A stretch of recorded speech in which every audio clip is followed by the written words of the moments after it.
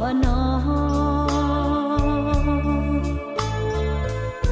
lu chia như pha như phương son son chiến gió lì nhỏ trao có xứ